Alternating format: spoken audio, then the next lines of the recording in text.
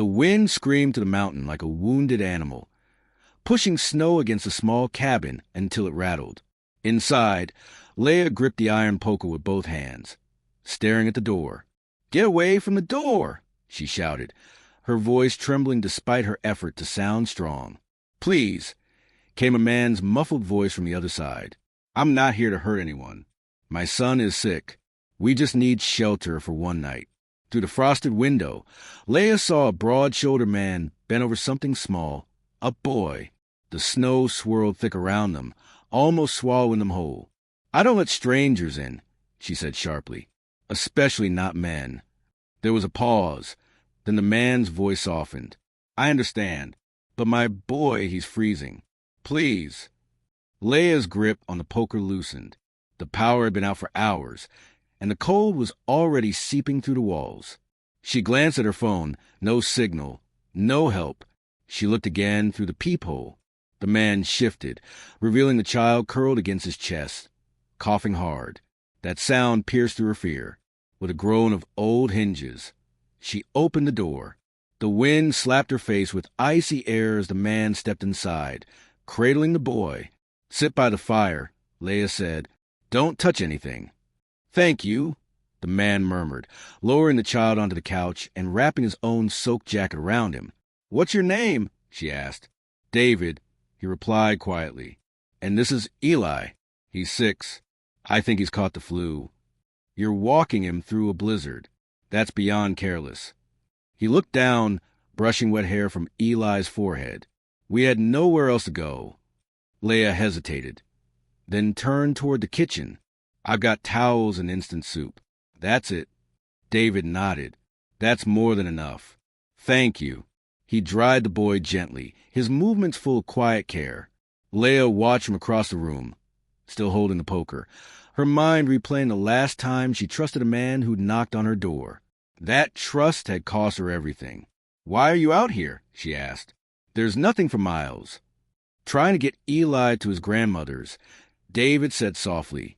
"The road's closed behind us. The car died. We had to walk." Leia studied his face in the flickering light, tired, sincere, but hiding something. She sighed and went to make soup. When she came back, she handed David a steaming mug and gave Eli his own. The small boy drank weakly before drifting into sleep on his father's lap. "You don't have to be afraid," David said quietly. "I'm not," Leia lied. "You're letting strangers in during a storm," he said, smiling faintly. "That's not fear. That's courage."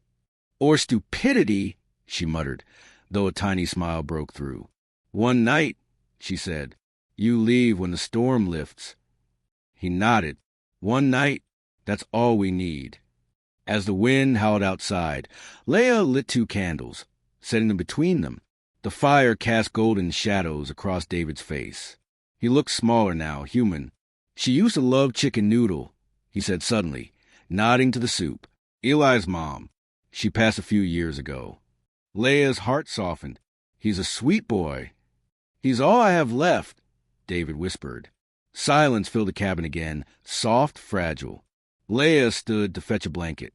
She hesitated before choosing her grandmother's quilt, the white one with blue flowers she rarely used. When she returned, she stopped. David sat on the floor, dabbing Eli's forehead with one of her towels, whispering words too soft to hear. When he was done, he washed the cloth, folded it neatly, and set it back exactly where it belonged. He never noticed her watching. Leia's chest tightened. She stepped forward and held out the blanket. "Here, it's warm." He looked up, surprised. "It's beautiful." "It's clean," she replied, her voice softer. Their hands brushed as he took it. "Thank you." For the first time in years, the cabin didn't feel empty. Morning came quietly, the world buried beneath white. Leia opened the door to a world erased. Roads gone, trees sagging under snow. "The roads won't be cleared till tomorrow," she said when she came back inside. "Then we're stuck," David said. "Another night," she sighed. "Guess so." That day, they fell into an easy rhythm. David chopped firewood, fixed a leaking hinge, and even repaired a loose board on her back door. Leia watched through the window, surprised by his skill and the quiet strength in every motion. Inside, Eli's fever returned. Leah brewed ginger tea with honey and held the cup to his lips. She cooled his forehead with damp cloths, humming a lullaby from her childhood. When he grew restless, she gave him an old teddy bear she'd kept in a box for years. "It's okay, sweetheart," she whispered. "You're safe now." David watched from the doorway, saying nothing. He was used to doing everything alone, being both mother and father. Watching Leah care for Eli with such tenderness stirred something deep inside him. Later that evening, when Eli finally fell asleep, the three of them sat near the fire. Leah told a fairy tale about a girl who calmed a storm with kindness. David folded paper animals for Eli, who giggled at each clumsy creation.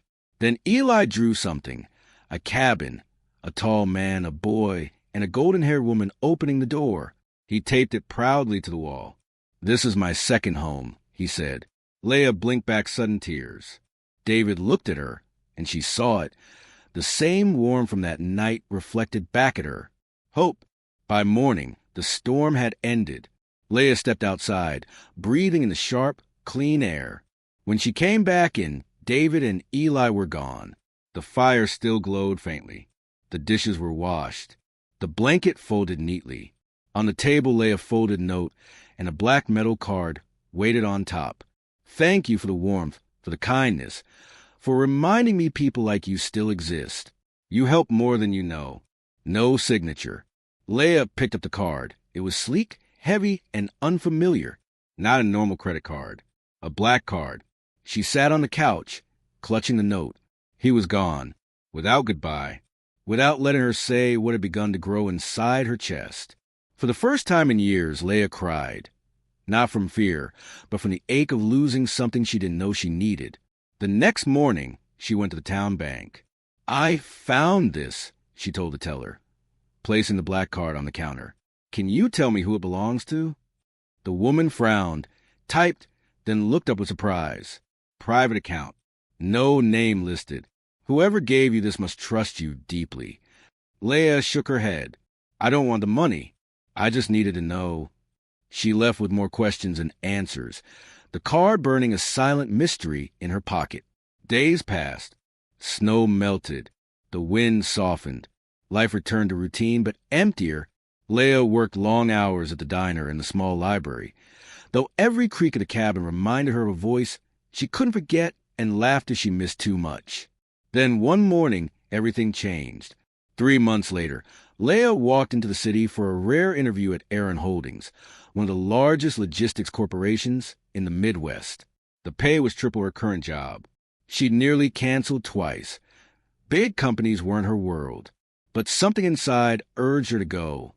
Maybe it was time to stop surviving and start living again. The elevator ride to the 45th floor was sleek and silent. She clutched her worn leather folder, heart hammering as the digital voice said, "Executive Suite." A tall assistant greeted her. "Ms. Hart, right this way. The CEO will see you personally." Leah froze. "The CEO?" "That's correct.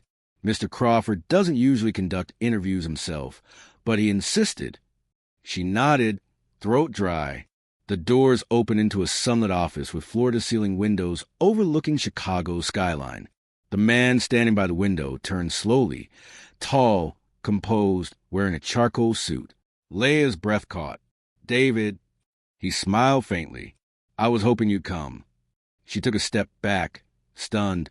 You're the CEO?" He nodded. "David Crawford. Though to you, I was just a father in a snowstorm." Her heart pounded. "You lied to me." "I didn't," he said gently. "You never asked who I was. And that night, I was a CEO. I was a man trying to keep his son alive." She stared at him, torn between anger and disbelief. "Why call me here?" "To return your card." He smiled. "No, to return a promise." "What promise?" she whispered. He stepped closer. That one night would change everything. Leah's breath hitched. He gestured toward the corner of the office. Eli sat on a couch, sketching. He looked up and grinned. "Miss Leah." Leah's face softened. "Eli." He ran to her, hugging her tightly. "Daddy said I might see you again." Her arms wrapped around him instinctively. She felt the warmth, the innocence, the memory of that frozen night. David watched quietly. You saved him, Leia, and you saved me. She shook her head. I just gave you soup. You gave me faith, he said. When I left that morning, I didn't want to burden you.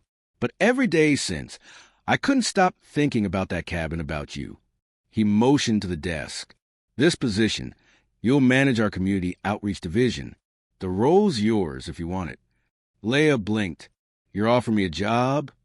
I'm offering you a chance, he said softly, to build something meaningful with me.